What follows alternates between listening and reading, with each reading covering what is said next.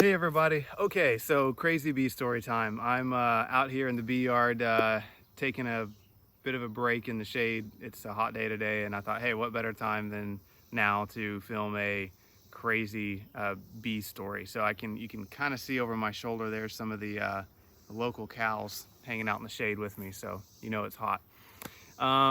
Okay, so this story is one of my favorite. It happened. I was probably 15, 16, and 15 or 16 years old. I was ecstatic because I was going to go on my first commercial beekeeping trip. And I was going with a guy named John Talbert. Many of you probably know John. Last month, we had a story in our magazine about John and a video interview that I got to do with him. Anyway, he and I go way back. And at the time, John and another sideline beekeeper or two had bees that they brought to Lubbock and made honey on cotton, the cotton fields in Lubbock.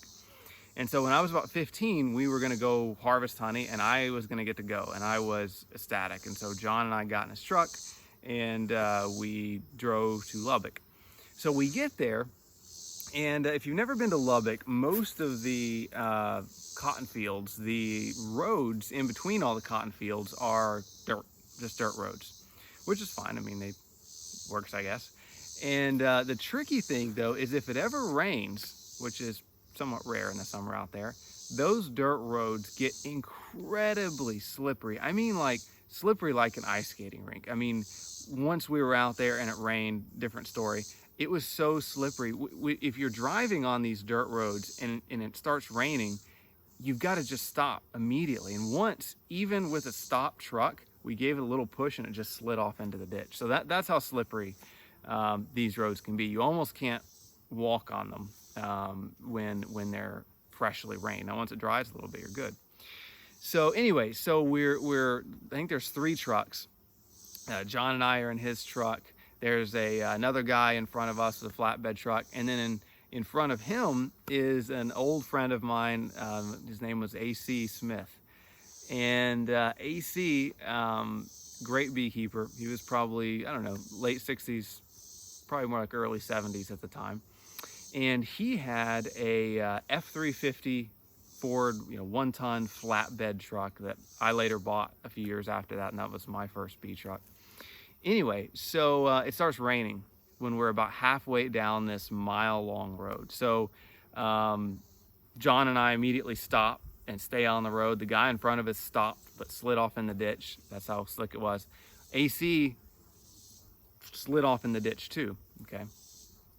So we got 2 trucks in the ditch. It's too slippery for the truck John and I are in to move.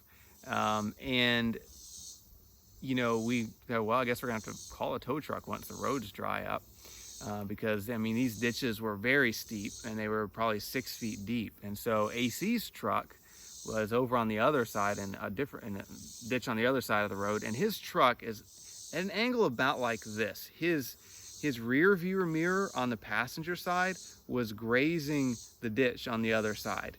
And then he had 2 tires kind of sort of at the top of the ditch and then 2 tires down in the center of the ditch. So this was really a steep ditch. So AC decides he ain't waiting on no tow truck.